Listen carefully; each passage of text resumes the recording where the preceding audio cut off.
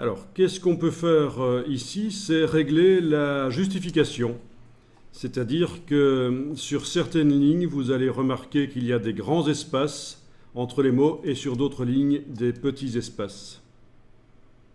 Voilà, typiquement ici, on a les deux cas de figure, l'un au-dessus de l'autre.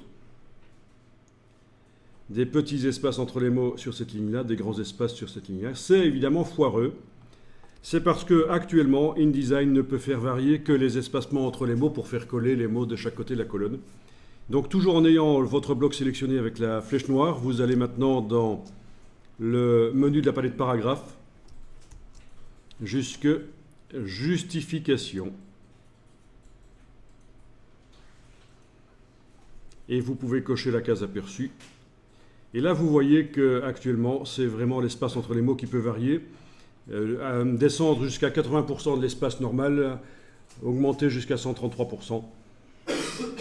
Par contre, l'espace entre les lettres n'a pas du tout été réglé, et donc on peut modifier ça maintenant, et ça devrait donner plus de souplesse à la justification, ça devrait faire un texte dont le gris typographique sera meilleur.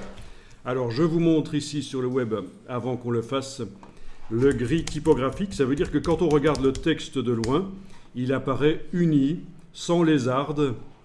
Donc je vais chercher des exemples Google là en tapant gris typographique et bêtement en passant sur la partie image.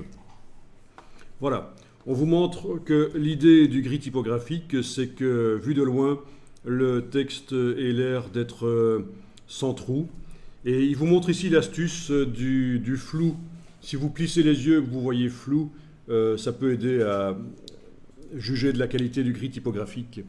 Et là, ils l'ont fait évidemment artificiellement, et on voit qu'à droite, on perçoit des trous, alors qu'à gauche, c'est plus uni.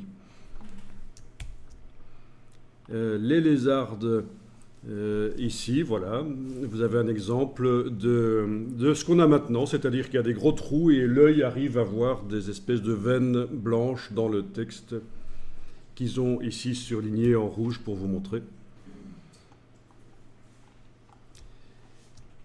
Vous avez ici un exemple de texte valable à gauche et de texte non réglé comme celui qu'on a actuellement à droite, avec les trous partout, tandis que là, le gris est plus uni. C'est un exemple fourni par Peter Gabor, qui est une référence dans la typographie. Si vous avez l'occasion de vous connecter avec lui sur Facebook, vous allez apprendre plein de choses, par exemple. Il est assez actif sur Facebook.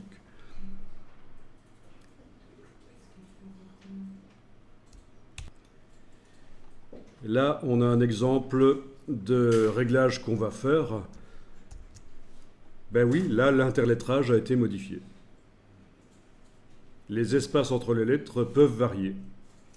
Bon, alors, la manière de faire ça, ben, ça dépend de vos habitudes de travail, ça dépend de la police de caractère que vous avez choisie, de la largeur de la colonne, de la dimension du caractère.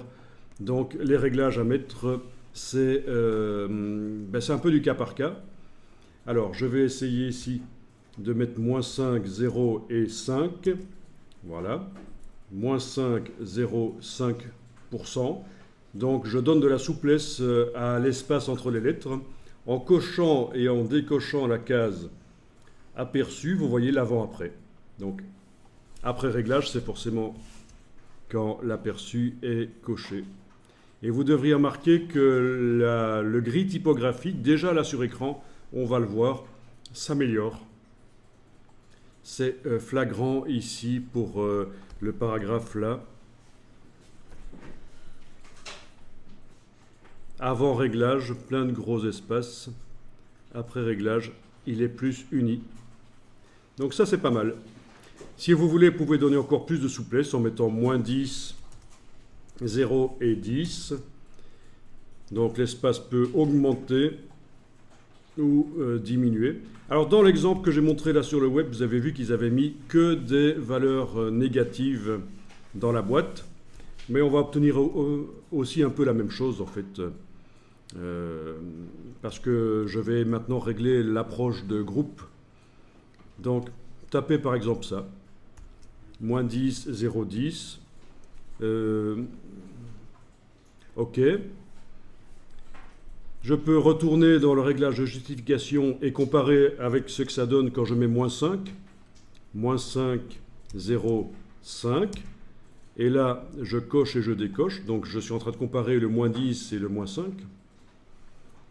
Avec -5, bah tiens, ça paraît meilleur qu'avec -10. Vous voyez? Quand je suis en -10, c'est-à-dire...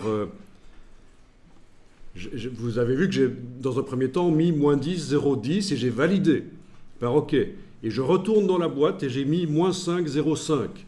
Et donc, forcément, quand je coche la case aperçue, je vois avec le réglage -5, 0, 5.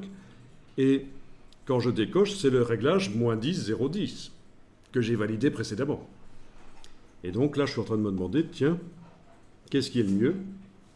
Eh bien, avec -10, 0, 10, j'ai quand même certains mots qui se tassent et qui deviennent... Les lettres deviennent fort serrées les unes sur les autres, tandis qu'en étant en -5, 0, 5, ça a l'air d'être plus correct. Bon, ça, vraiment, c'est un petit guide sur la manière de régler les choses, mais c'est du cas par cas en fonction de la police, de la largeur de la colonne. C'est vraiment du cas par cas, il va falloir mettre le réglage qui vous donne le meilleur résultat.